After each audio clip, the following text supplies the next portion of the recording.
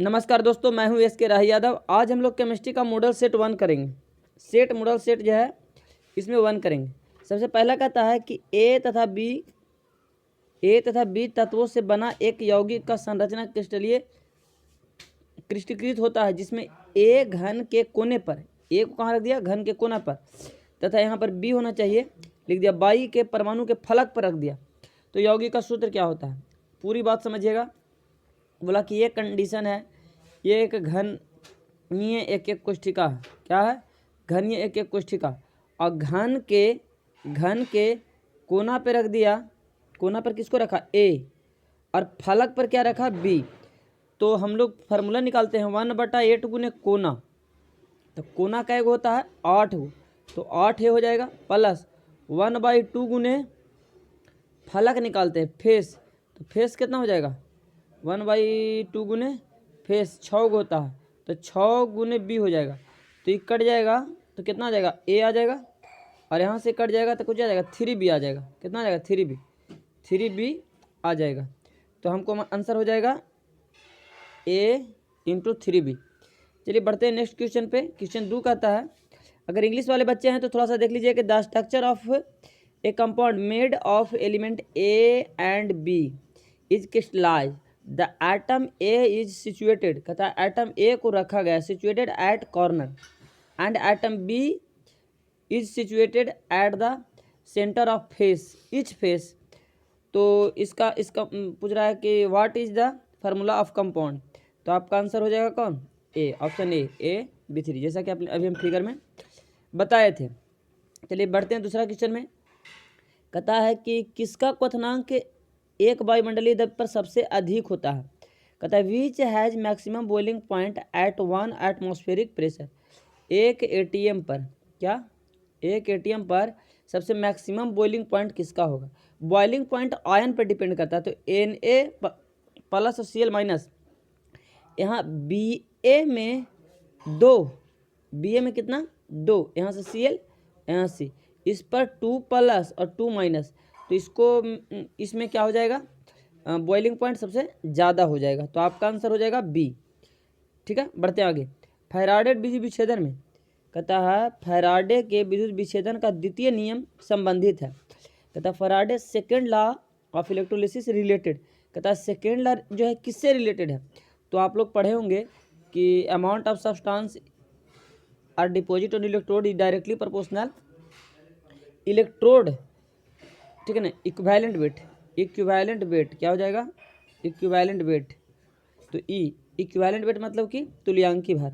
ये विद्युत अपघट के समतुल्य, यानी कि डी हो जाएगा with equivalent weight of electrolyte. First आगे बढ़ेंगे कि हीलियम का मुख्य स्रोत क्या है। कह रहा था main source of helium is, तो मोनाजाइड हो जाएगा। क्या हो जाएगा? मोनाजाइड। चलिए बढ़ते हैं आगे। नॉर्मल क्वेश्चन है, कहता है क्वेश्चन नंबर 5 देखेंगे कि NiCO के हॉल 4, इसको बड़ा ब्रैकेट में लिख देना चाहिए था, कॉम्प्लेक्स कंपाउंड में निकल का ऑक्सीकरण संख्या कितना है? NiCO के हॉल 4 में निकल का, किसका? निकल का ऑक्सीकरण संख्या कितना है? तो हमको जिसका निकालना होता है उसके x मान लेते हैं, प्लस और जो कंपाउंड होता है उसका 4। तो कार्बन मोनोऑक्साइड का जो होता है इसका 0 होता है, जिसको कार्बोनाइल कहते हैं, ऑक्सीडेशन नंबर 0। तो 0 गुने 4 करें चाहे 1000 करें वो 0 हो जाएगा, बराबर 0, यानी x बराबर क्या हो जाएगा? 0। तो आपको 0 किस में मिल रहा है? सी में। आपको 5 का आंसर हो जाएगा सी। कह रहा है what is a oxidation number of निकल इन NiCO के हॉल 4, NiCO के हॉल 4। आगे क्वेश्चन नंबर 6 देखेंगे। निम्नलिखित में कौन हाइड्रोजन बंध नहीं बनाता? तो आप लोग सीधा जानते हैं कि हाइड्रोजन बंध बनाने के लिए नाइट्रोजन, ऑक्सीजन और फ्लोरीन, यही 3 तत्व बनाएगा, इसके अलावा नहीं बनाएगा। नाइट्रोजन इसमें है, ऑक्सीजन इसमें है और इसमें फ्लोरीन है, और ये जो है नहीं होगा। कहता है which of the flowing does not form hydrogen bond. तो आपका हो जाएगा HCl। क्या हो जाएगा आंसर? HCl आपका आंसर हो जाएगा, HCl। ठीक है, कौन कौन हाइड्रोजन बॉन्ड बनाएगा? नाइट्रोजन से हाइड्रोजन रहेगा तो, ऑक्सीजन से हाइड्रोजन रहेगा तो, फ्लोरीन से हाइड्रोजन रहेगा तो। नाइट्रोजन के साथ 3 हाइड्रोजन रहता है चूँकि वैलेंसी नाइट्रोजन का 3 है। ऑक्सीजन के साथ 2 हाइड्रोजन रहता है चूँकि हाइड्रोजन का 2 वैलेंसी है। और फ्लोरीन के साथ 1 हाइड्रोजन रहता है क्योंकि 1 वैलेंसी है। हाइड्रोजन को पहले रखते हैं क्योंकि इलेक्ट्रोपॉजिटिव को पहले रखते हैं। चलिए बढ़ते हैं आगे कि एल्कीन का सूत्र क्या है। एल्कीन का सूत्र हो जाएगा ए, कह रहा है the general formula of alkene, तो हो जाएगा CnH2n। ध्यान देते हैं, सिंगल बॉन्ड, डबल बॉन्ड और ट्रिपल बॉन्ड। इसमें होता है अल्केन और इसमें होता है अल्कीन और इसको में होता है अल्काइन। तो एन में सिंगल बॉन्ड, डबल बॉन्ड में इन और ट्रिपल बॉन्ड में आइन। इसमें CnH2n+2 रहेगा, इसमें केवल रहेगा CnH2n और इसमें रहेगा CnH2n-2। ठीक है, बढ़ते हैं नेक्स्ट क्वेश्चन में। इनमें किसमें आइसोप्रीन की इकाई है? आइसोप्रीन तो प्राकृतिक रबर हो जाएगा। करा isoprene monomer is present in which of the flowing, तो हो जाएगा नेचुरल रबर। क्या हो जाएगा? Natural rubber. ठीक है ना। आगे कैल्शियम फॉर्मेट का श्रवण करने पर प्राप्त होता है। ठीक है ना, तो आपका हो जाएगा ये करा the distillation of calcium formate give, तो फॉर्मल्डिहाइड हो जाएगा आपका। 9 का आंसर हो जाएगा, 9 का आंसर हो जाएगा आपका बी। क्या हो जाएगा? 9 का आंसर बी। चलिए बढ़ते हैं नेक्स्ट क्वेश्चन पे। क्वेश्चन नंबर 10 देखेंगे कि किसी प्रतिक्रिया के लिए दर स्थिरांक का इकाई प्रति मोल, यहाँ से क्या हो जाएगा? मोल, लीटर और प्रति, मतलब मोल प्रति लीटर और पर सेकंड, तो हो जाएगा जीरो ऑर्डर के। क्या हो जाएगा? जीरो ऑर्डर के। The unit of rate constant of the reaction is mole litre second inverse the order of reaction is, तो हो जाएगा जीरो ऑर्डर। ठीक है। क्वेश्चन नंबर 11 में कहता है कि सेल प्रतिक्रिया स्वतः होती है जब करा स्पॉन्टेनियस सेल रिएक्शन विल आकर वेन, कहता है कि स्पॉन्टेनियस यानी कि स्वतः सेल अभिक्रिया जो है स्वतः क्यों होता है? स्वतः क्यों होता है? तो आपको यहाँ पर देखिए ध्यान देने वाला बात है कि जब डेल्टा जी का मान नेगेटिव हो जाता है। ठीक है ना, क्या होता है? डेल्टा जी का मान नेगेटिव हो जाता है। हमें 3 चीज़ हम लोग पढ़े होंगे जब गैल्वेनिक सेल हम लोग पढ़ रहे थे। गैल्वेनिक सेल के बाद हम लोग पढ़े थे गिब्स फ्री एनर्जी। तो डेल्टा जी का मान पॉजिटिव रहेगा, डेल्टा जी का मान पॉजिटिव रहेगा, डेल्टा जी का मान नेगेटिव रहेगा, सॉरी यहाँ पे डेल्टा जी का मान नेगेटिव रहेगा और एक डेल्टा जी का मान जीरो रहेगा। देखिए ध्यान से देखिएगा, चलिए पूरा शॉर्ट कीजिए, यहाँ से ध्यान दीजिएगा कि डेल्टा जी बराबर जीरो, डेल्टा जी बराबर नेगेटिव और डेल्टा जी बराबर पॉजिटिव। अगर पॉजिटिव रहेगा तो नॉन स्पॉन्टेनियस और नेगेटिव रहेगा तो स्पॉन्टेनियस, और जब जीरो रहेगा तो इक्विलिब्रियम। अभी तीनों से क्वेश्चन किस तरीके से पूछ सकता है। इसमें कह रहा है कि सेल अभिक्रिया स्वतः, क्या कह रहा है? स्वतः मतलब कि स्पॉन्टेनियस सेल रिएक्शन विल आकर, तो हम कह देंगे कि डेल्टा, ये आपका आंसर बी हो जाएगा सही, खा वाला आंसर सही हो जाएगा कि डेल्टा जी ऋणात्मक रहेगा। तो चलिए बढ़ते हैं आगे 12 क्वेश्चन पर। कोहरा का कौन सा सिस्टम है? तो कोहरा में, कुहासा में क्या होता है? हवा होता है और हवा में द्रव होता है। तो कहता है द्रव का गैस में, देखिए आपको यहाँ पे 2 तरीका से कह सकता था कि गैस में द्रव, इसमें बोल सकता था आपका बी आंसर हो जाएगा कि fog is colloidal system of, तो हो जाएगा लिक्विड इन गैस। लिक्विड जो गैस में क्या रहता है? लिक्विड रहता है, यानी इन कह रहा है द्रव का गैस में किसका? द्रव का। चलिए 13 नंबर क्वेश्चन कह रहा है कि इनमें से प्रतिचुंबकीय कौन है? प्रतिचुंबकीय, तो प्रतिचुंबकीय क्या हो जाएगा? आगे बढ़ाना पड़ेगा। विच, यहाँ से देखिएगा कि which one of these diamagnetic, di मतलब जोड़ा, तो आपका इसमें डाईमैग्नेटिक हो जाएगा। क्या हो जाएगा? Zn+2, चूँकि इसमें सभी जोड़ा में होते हैं, इसमें जोड़ा में नहीं रहेगा, इलेक्ट्रॉन जोड़ा में नहीं रहेगा, इसमें जोड़ा में नहीं रहेगा। करना क्या है दोस्त? तो आपको जो भी एलिमेंट दिया, मान लीजिए कि निकल दिया, ठीक है, या कोबाल्ट दिया, तो निकल का परमाणु संख्या कितना होता है? 28। इसका इलेक्ट्रॉनिक विन्यास लिखेंगे 1s2 2s2 2p6, इस तरीक़े से इलेक्ट्रॉनिक विन्यास लिखेंगे। और लास्ट वाला का कक्षा में इलेक्ट्रॉन भर के देखेंगे। एक भी इलेक्ट्रॉन अगर सिंगल मिला तो हो जाएगा पैरामैग्नेटिक, अगर डबल मिला तो हो जाएगा डाईमैग्नेटिक, जोड़ा रहेगा तो प्रति, अकेला रहेगा तो अनुचुंबकीय। चलिए तो इस तरीक़ा से इसका आंसर हो जाएगा Zn+2। बढ़ते हैं नेक्स्ट क्वेश्चन पर।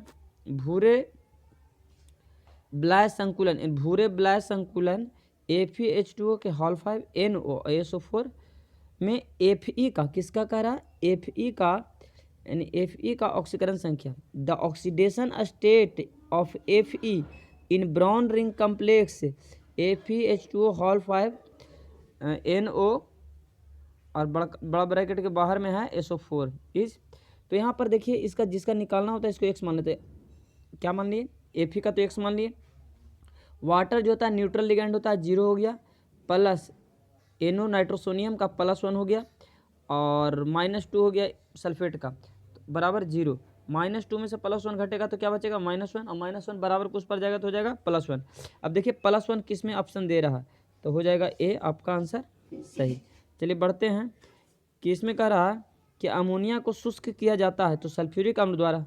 इसमें अमोनिया इज ड्राइड फ्रॉम, तो सल्फ्यूरिक अम्ल से इसको ड्राइड किया जाता है। फिर कह रहा है 16 नंबर क्वेश्चन,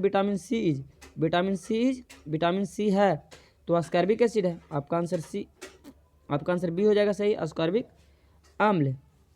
चलिए यहाँ पर देखेंगे कि 1 डिग्री 2 डिग्री 3 डिग्री अल्कोहल के बीच अंतर दिखाया जाता है, तो इसमें विक्टर मेयर हो जाएगा, ऑक्सीकरण विधि हो जाएगा और लुकास रिएजेंट, इसमें सभी हो जाएगा। आपका आंसर क्या हो जाएगा, आपका आंसर हो जाएगा सभी, आपका आंसर क्या हो जाएगा सभी, ठीक है ना।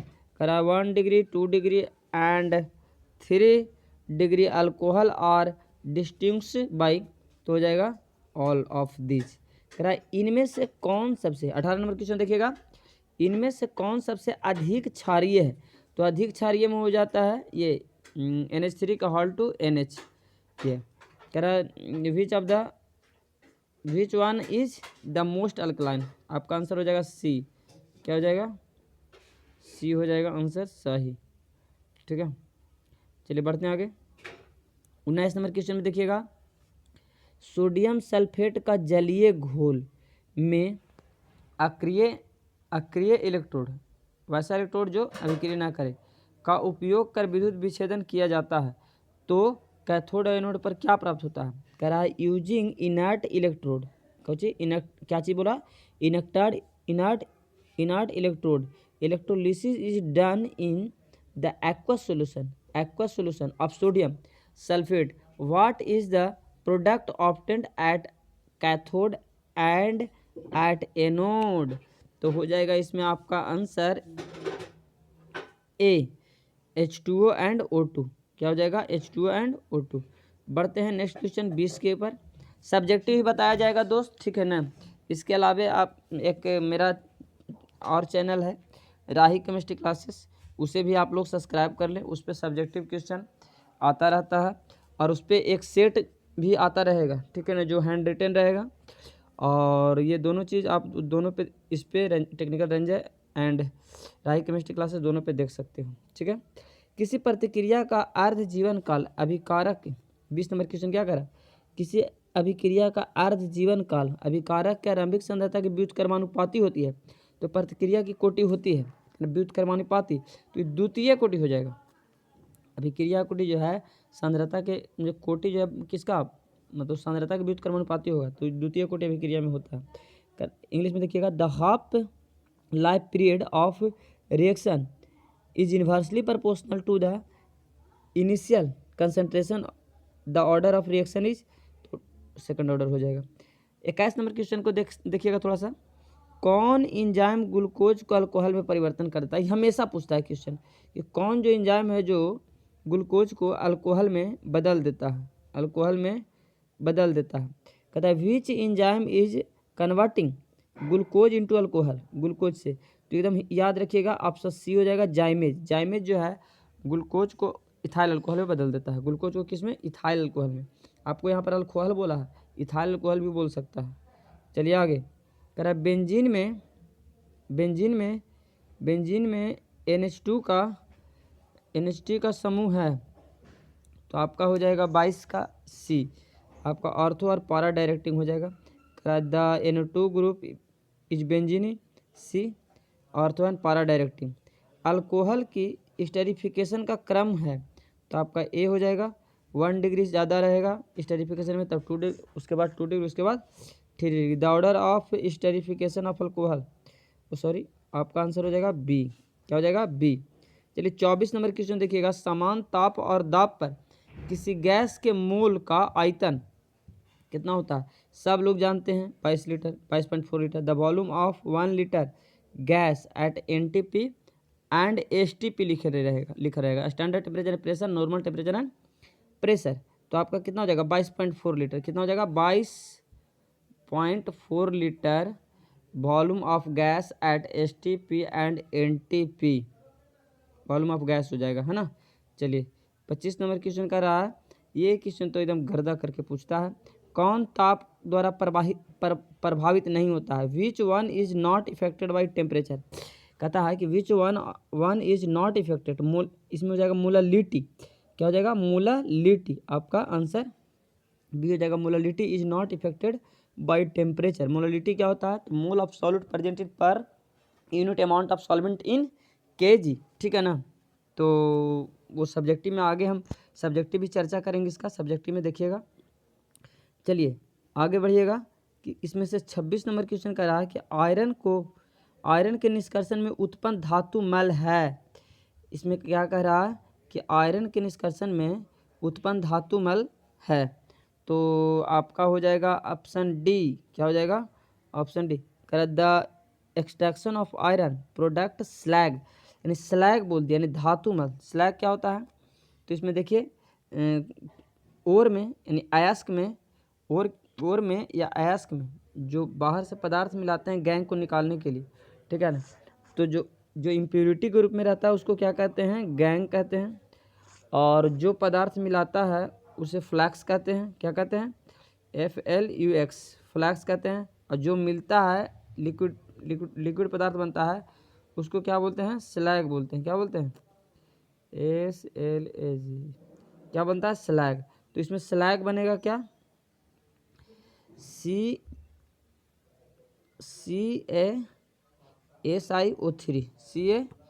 CaSiO3। चलिए आंसर डी आपका सही हो जाएगा।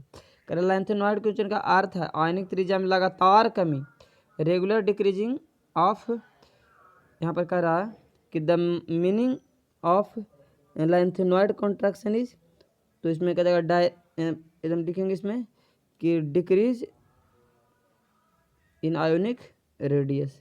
क्वेश्चन नंबर 28 देखेंगे दोस्त। क्वेश्चन नंबर 28 देखेंगे क्या कह रहा है कि ईथर की उपस्थिति में, यानी अल्काइल हैलाइड, ईथर की उपस्थिति यहाँ पर दे दिया क्या? ईथर की उपस्थिति में अल्काइल हैलाइड, क्या? अल्काइल हैलाइड को किसके साथ? सोडियम धातु के साथ अभिक्रिया कराया जाता है। अभिक्रिया कराया जाता है तो क्या कहलाता है? तो कराया जाता है तो यहाँ पर बनेगा अल्केन। क्या बनेगा? हाइयर अल्केन, ठीक है। इस सब्जेक्टिव में भी पूछ सकता है आपको, तो हो जाएगा वोटर। The reaction between alkyl halide and sodium metal, the presence of dry ether, यानी ईथर दिया यहाँ पे ड्राई ईथर बोल सकते हैं, इज कॉल्ड उर्ज रिएक्शन। उटर्ज रिएक्शन कहते हैं या उर्ज रिएक्शन कहते हैं? क्या कहते हैं? उटर्ज रिएक्शन।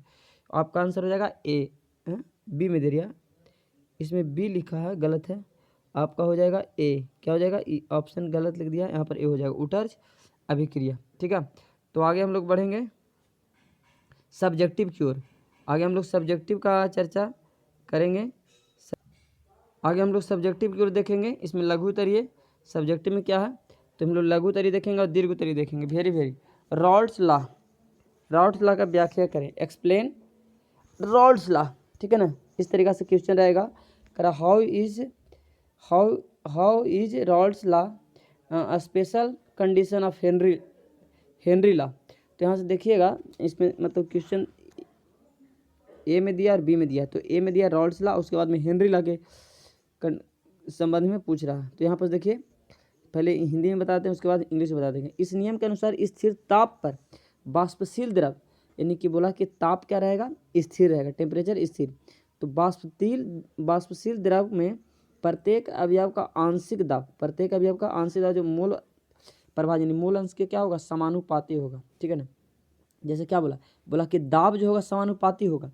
ए रहेगा तो ए का और बी रहेगा तो बी का, ठीक है ना। बी रहेगा तो बी का। अगर दाब यहाँ पर ए ले लेते हैं तो मोल अंश किसका हो जाएगा? ए का मोल अंश हो जाएगा। अगर यहाँ बी ले लेते हैं तो मोल अंश किसका हो जाएगा? बी का हो जाएगा। सी ले लेते हैं तो सी का। मान लीजिए XYZ कुछ ले लेते हैं तो जो भी मानेंगे उसका हो जाएगा। वही चीज़ को यहाँ पे समझाया है कि पी नॉट तथा पी नॉट भी शुद्ध अपघट है, यानी ये विलायक का हो जाएगा पी नॉट, ये हो जाएगा विलय का। उसके बाद में मतलब कि यहाँ पर रॉल्स का नियम बताया हेनरी के नियम के अनुसार, ठीक है ना। हेनरी के नियम के अनुसार यहाँ पर बताया कि पी नॉट बराबर पी नॉट इंटू एक्स ए, यहाँ पर पी ए बराबर लिख सकते हैं के एच इंटू एक्स ए, यानी यहाँ से लिख सकते हैं P A is directly proportional x A. और इस प्रोपोर्शनलिटी को हटावेंगे तो कांस्टेंट रखेंगे, लेकिन कांस्टेंट की जगह पर देखिए यहाँ पर के एच रखा हुआ है, के एच रखा हुआ है कि चूँकि हेनरी दिया इसलिए हेनरी कांस्टेंट। चलिए बढ़ते हैं आगे। क्या है Raoult's law, according to Raoult's law partial vapour pressure of each component, partial vapour pressure P not A या P not B, partial vapour pressure P not, partial vapour pressure each component of solution of constant temperature is directly proportional to the mole fraction. Mole fraction को एक से सूचित करते हैं, mole fraction of any component. अगर A के लिए रहेगा तो ए, अब बी के लिए रहेगा तो बी। यहाँ पर मान लीजिए कि हम कुछ भी ले लेंगे, अगर मान लीजिए कि यहाँ पर गधा ले लेंगे तो गधा हो जाएगा, गधा पार्शियल प्रेशर ऑफ गधा is directly proportional to the mole fraction of गधा। इस तरीक़ा से जो भी मतलब कि मैंने लैंग्वेज नहीं है समझाने के लिए, ए का पार्शियल प्रेशर रहेगा directly proportional mole fraction A का, यहाँ पर बराबर कर देंगे, ठीक है ना। चलिए बढ़ते हैं आगे। इसी चीज़ में दर्शा दिया जो हम समझाएं वही चीज़ को दर्शाया गया है यहाँ पर। अकॉर्डिंग टू हेनरी लॉ में कर दिया है कि हेनरी लॉ हो जाएगा तो P A is directly proportional x A. अब प्रोपोर्शनलिटी को हटावेंगे तो पी ए बराबर क्या हो जाएगा के और एच, हेनरी दिया इसलिए के एच इंटू एक्स ए हो जाएगा। इसी चीज़ को यहाँ पे दर्शा दिया गया। चलिएगा आगे कहता है दूसरा क्वेश्चन कि 10 ग्राम ग्लूकोज को 178 ग्राम जल के साथ मिलाया जाता है तो विलयन के जल में 100 डिग्री सेंटीग्रेड पर बांस दबाव क्या होगा, ठीक है ना। ये न्यूमेरिकल है, देखिएगा न्यूमेरिकल में कौन सा फार्मूला जो लगाया गया है, यहाँ पे लगाया गया है relative lowering of vapour pressure कि P not minus P S या पी बटा पी नॉट बराबर एन ए बटा n A plus n n, ठीक है ना। इस तरीक़ा से लगा दिया गया है। अब यहाँ पर वैल्यू पुट कर दिया गया है, अब पुट करके निकाल दिया गया। इसको देख लीजिएगा थोड़ा सा। आगे कहता है विद्युत विच्छेदन द्वारा धातुओं को शुद्धिकरण कैसे किया जाता है। विद्युत विच्छेदन द्वारा धातुओं का शोधन कैसे किया जाता है, तो देखिएगा यहाँ से यहाँ से देखिए इस तरीक़ा से एक कैथोड इधर लिए और एक एक एनोड लिए और एक कैथोड लिए। कैथोड पतला जो कैसा रहेगा शुद्ध रहेगा और ये मोटा अशुद्ध रहेगा। और जब यहाँ से दोनों तरफ से विद्युत धारा क्या करेंगे प्रवाहित करेंगे तो क्या होगा ये वाला टूटेगा, इस पर क्या हो जाएगा जमा हो जाएगा, इस पर जमा हो जाएगा और ये वाला धीरे धीरे टूट जाएगा। तो एनोड जो है अशुद्ध है, एनोड कैसा है अशुद्ध है और ये कैथोड कैसा है शुद्ध है। इस तरीक़ा से इसी को अपना लैंग्वेज में लिख देंगे। चलिए ध्यान दीजिएगा कि for the purification of metal in electrolyte method thick anode कह रहा है, थिक यानी मोटा एनोड रहेगा जो इम्प्यूरिटी मेटल रहेगा एंड थिन मतलब पतला कैथोड ऑफ प्योर मेटल। कहता है इसमें सीधा सा भी जो बात समझाएं उसी बोल रहा कि the for the purification of metal in electrolytics method thick anode impure metal and thin cathode pure metal. The electrolysis क्या लिखा, the electrolysis is made aqua solution of salt metal. कह रहा है जो इलेक्ट्रोलिसिस होगा aqua solution, when electrolysis pass through the solution then impure metal bring to the dissolve in metal iron and dissolved iron is cathode, as result cathode become thick and anode become thin. Oxidation take place anode and reduction occur at cathode। इस तरीक़ा से language बना करके हम लोग लिख देंगे, ठीक है ना। कह रहा है कि अंतर हैलोजन यौगिक से क्या समझते हैं। अंतर हैलोजन मतलब इसमें कह रहा है कि इंटर हैलोजन से क्या समझते हैं कि जब हैलोजन से रिएक्शन करे, जब हैलोजन क्या किससे हैलोजन से रिएक्शन करे तो उसको कहेंगे इंटर हैलोजन, अंतर हैलोजन। जैसे मान लीजिए कि फ्लोरीन क्लोरीन से रिएक्शन करे, फ्लोरीन ब्रोमीन से रिएक्शन करे, फ्लोरीन आयोडीन से रिएक्शन करे। देखिए यहाँ पर किया है, क्लोरीन को फ्लोरीन से कराया गया है, ब्रोमीन को फ्लोरीन से कराया गया है, आयोडीन को फ्लोरीन से कराया गया है, ठीक है ना। इस तरीक़ा से सबका संरचना के रूप में बताया गया है। इंटर हेलोजन क्या कहेंगे, जब halogen is react with halogen then it is known as inter halogen compound, और उसके वैलेंसी के अनुसार एक्स वाई। ठीक है, चलिए आगे कहता है कि 1 डिग्री 2 डिग्री अल्कोहल का लुकास परीक्षण। तो इसको लुकास 1 डिग्री 2 डिग्री को लुकास परीक्षण से कैसे अलग किया जा सकता है, इसमें कह सकता है कि विक्टर मेयर से भी कैसे किया जा सकता है। अभी ऑप्शन ऑब्जेक्टिव में पढ़े थे, लुकास द्वारा, विक्टर मेयर द्वारा, उसके बाद में ऑक्सीडेशन रिडक्शन द्वारा, तीनों द्वारा यानी सभी द्वारा किया जा सकता है। ठीक है, तो हम लोग अगला क्वेश्चन देखेंगे। यहाँ पर कह रहा है कि how will you separate 1 degree 2 degree and 3 degree alcohol by Lucas test. तो लुकास परीक्षण 1 degree 2 degree and 3 degree alcohol का परीक्षण लुकास अभिक्रमक से किया जाता है। कह लुकास अभिक्रमक सांद्र HCl, कह लुकास अभिक्रमक सांद्र HCl तथा ZnCl2 को मिश्रण है। कह लुकास अभिक्रमक क्या है, ये भी पूछ सकता है क्वेश्चन ऑब्जेक्टिव में कि लुकास अभिक्रमक क्या है। तो सांद्र मतलब गाढ़ा HCl और ZnCl2 का मिश्रण है। जब अल्कोहल को लुकास अभिक्रमक के साथ प्रक्रिया हो जाती है तो 3 डिग्री अल्कोहल तुरंत टर्बिडिटी उत्पन्न करता है। ठीक है, यहाँ से 1 डिग्री अल्कोहल दिया, HCl दिया, ZnCl2 दिया, यहाँ से क्या बन गया, यहाँ से RCl अल्काइल हाइड्राइड बन गया। उसके बाद में 2 डिग्री को 5 मिनट के अंदर टर्बिट किया देता है। 1 डिग्री अल्कोहल कमरा के ताप पर टर्बिट नहीं उत्पन्न करता है। इस तरीक़े से लुकास रिएजेंट को हम लोग पढ़ सकते हैं। इंग्लिश बोले तो 1 degree 2 degree 3 degree are test by Lucas reagent. Lucas reagent is a mixture of concentrated HCl and ZnCl2. When Lucas reagent is added to unknown alcohol, 3 degree alcohol form turbidity immediately. कहता है कि हम अगर मान लीजिए कि alcohol पता नहीं है, उसमें HCl और ZnCl2 को देते हैं तो 3 डिग्री अल्कोहल में क्या करता है, टर्बिडेट कर जाता है तुरंत, तो उसको कहते हैं लुकास रिएजेंट तरह परीक्षण। 2 डिग्री अल्कोहल प्रोडक्ट टर्बिड और 1 डिग्री टर्बिड नहीं होता। तो ये भी क्वेश्चन पूछ सकता है कि लुकास रिएजेंट द्वारा कौन नहीं बनाया जा सकता, तो 1 डिग्री किसके द्वारा, विक्टर मेयर द्वारा हो जाएगा।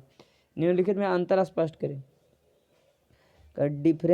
Differentiate of the flowing acetaldehyde and ketone. Acetaldehyde दो है, ये देखिए यहाँ से सूत्र हो जाएगा आपका क्या, एसिटाल्डिहाइड। इसमें 1 कार्बन 2 कार्बन, अगर 1 कार्बन का रहता तो कहते हैं कि फॉर्मल्डिहाइड, लेकिन 2 कार्बन है तो क्या कह देंगे, एसिटाल्डिहाइड।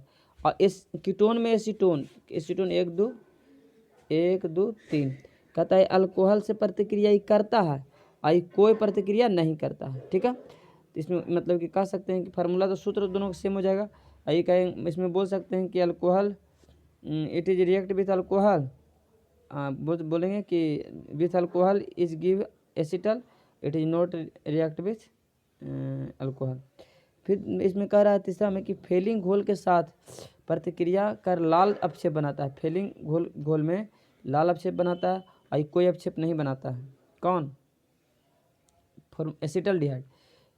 एसिटाल्डिहाइड बनाता है और एसीटोन जो है, एसीटोन यानी कीटोन नहीं बनाता है। सांद्र के साथ प्रतिक्रिया रेजिन बनाता है, सांद्र के साथ, और सांद्र NaOH के साथ, यहाँ पर सांद्र NaOH होना चाहिए था, सांद्र NaOH के साथ प्रतिक्रिया कर रेजिन नहीं बनाता है। ठीक है, उसके बाद में देता है फिनॉल और अल्कोहल में डिफरेंस करता है, तो इसका फिनॉल का सूत्र हो जाएगा C6H5OH और अल्कोहल को हो जाएगा C2H5OH।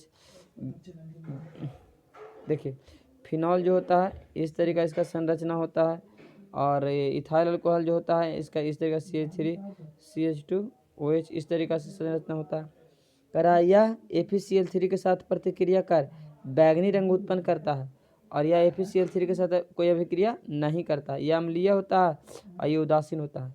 फिनॉल कैसा होता है, अम्लीय। क्वेश्चन ये भी ऑब्जेक्टिव में पूछ देता है कि फिनॉल कैसा है, बच्चा लोग देखता है कि OH है तो ये अम्लीय होगा, नहीं, इसका pH मान होता है 6.5 होता है, इसलिए ये क्या होता है, अम्लीय होता है। फिनॉल कैसा होता है, अम्लीय होता है। चलिए देखिए इंग्लिश में भी दे दिया है फॉर्मल, इसमें दे दिया एसिटाल्डिहाइड, इसमें दे दिया एसीटोन, इसमें दे दिया एसिटाल्डिहाइड में कि अल्कोहल के साथ गिव एसिटल गिव देगा, एसिटल गिव देगा और ये मतलब रिएक्ट नहीं करेगा। React with the Fehling solution, it is not react with Fehling solution, इस तरीक़ा से। उसके बाद में आपको कह दिया कि मतलब क्या है, क्या क्या है, ठीक है ना, ठीक है। चलिए, तो यहाँ से हम लोग बोल सकते हैं आगे, कहता है कि आगे मतलब VBI क्वेश्चन इस टाइप से, ये देख लीजिएगा थोड़ा सा कि ये हो गया आपका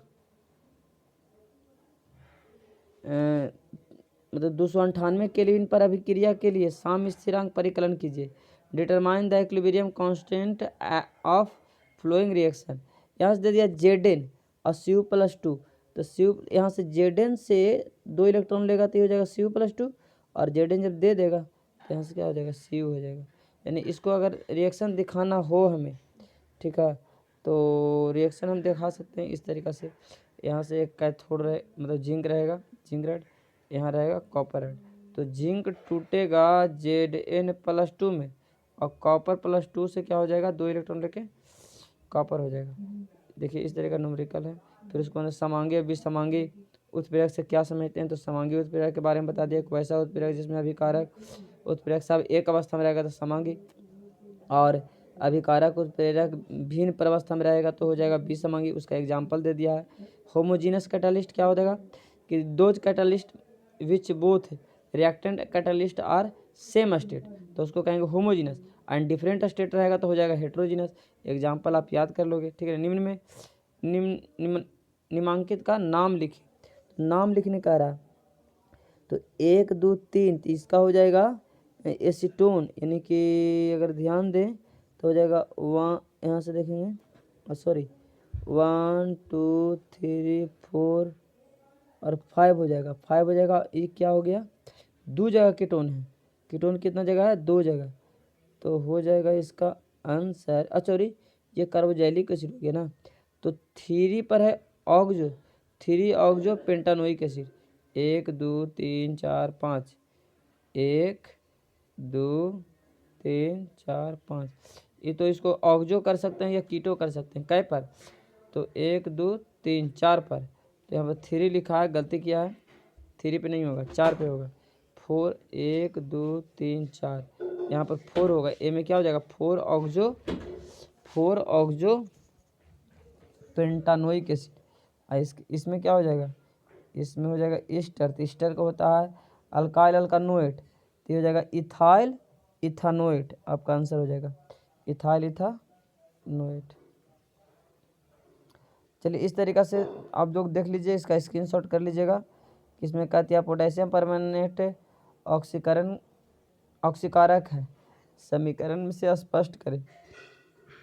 चलिए आंसर आप लोग स्क्रीनशॉट करते जाइए वीडियो पॉज करके। कहता है प्रथम कोटि अभिक्रिया के सब सारा क्लास में बताया गया है, स्थिरांक कितना इसका है, तो औसत आयु ज्ञात करें। तो अर्धायु कहेगा, तो किसके लिए, प्रथम कोटि के लिए, तो प्रथम कोटि का अभिक्रिया के लिए अर्धायु होता है T बराबर 0.693/K। अब यहाँ पे कांस्टेंट आपको दे दिया, स्थिरांक दे दिया कितना 2.3, कितना 2.3 गुने 10⁻³ सेकंड इनवर्स। तो यहाँ पर कुछ नहीं किए, टी आप यहाँ पर 0.693 था, वैल्यू पुट करके, अब वैल्यू पढ़ कर गुना भाग भी नहीं करने आता है दोस्तों, क्या कीजिए। चलिए इस तरीक़ा से दीर्घ उत्तरीय में आप लोग देख सकते हैं, यहाँ पर दे दिया ठोस पदार्थ के चुंबकीय गुण, तो इसमें 4 दिया है बट होता है 5, लेकिन दिखा दीजिए, पहला अणु और दूसरा अनुचुंबकीय, फिर उसके बाद में दे दिया प्रतिचुंबकीय, नहीं प्रतिचुंबकीय नहीं दिया है, प्रतिचुंबकीय नहीं दिया, फिर दे दिया है लौह चुंबकीय, क्या दे दिया, लौह चुंबकीय और प्रति लौह चुंबकीय। देखिए ध्यान दीजिएगा, इसमें थोड़ा सा समझ जाइए, बहुत आसान है। अनुचुंबकीय बोलेगा तो आकर्षण, और प्रतिचुंबकीय बोलेगा तो विकर्षण। अणु में आकर्षण और प्रति में विकर्षण, और लौह में आकर्षण और प्रति लौह में विकर्षण। लेकिन अणु में कम आकर्षण और प्रति में कम विकर्षण, और लौह में अधिक आकर्षण और प्रति लौह में अधिक विकर्षण। अब फेरी चुंबकीय में होगा क्या कि वह चुंबकीय गुण जैसा व्यवहार करता है, लेकिन गर्म करते हैं तो चुंबकीय गुण क्या होता है, समाप्त हो जाता है। चलिए बढ़ते हैं आगे। ये इस तरीक़ा से मतलब इसका डिफिनेशन लिखा गया है, अपने तरीक़ा से देख लीजिएगा, फ़ोटो खींच सकते हैं, ठीक है, सबका एग्जाम्पल के साथ है। अब जो इंग्लिश में बच्चे हैं वो इंग्लिश में देखिए, इस तरीक़ा से स्क्रीनशॉट कर लीजिए, ठीक है। आगे कहता है किसी डैनियल सेल में विभव मान ज्ञात करने के लिए नॉन समीकरण को दर्शाएं, ठीक है। क्वेश्चन कहता है इस तरीक़ा से कि एक्सप्लेन नॉन्स equation for the determination of electrode potential in a Daniell cell. The rate constant of a reaction at 700 kelvin is 2 mole litre inverse second inverse and at 800 kelvin. चलिए, तो इसमें है आगे नॉन समीकरण। तो नॉन समीकरण देखिए इस तरीक़ा से, ये नॉन समीकरण का आपका वैल्यू हो गया, ठीक है। चलिए, नॉन समीकरण पर थोड़ा सा देख लीजिएगा, सब्जेक्टिव थोड़ा सा टाइम ज़्यादा लग जाएगा दोस्त, इसके लिए थोड़ा सा खेद है, बाकी इसको इस तरीक़ा से देख लीजिए, ठीक है। अगला सेट आगे हम लोग पढ़ेंगे, ठीक है। आज यहीं तक के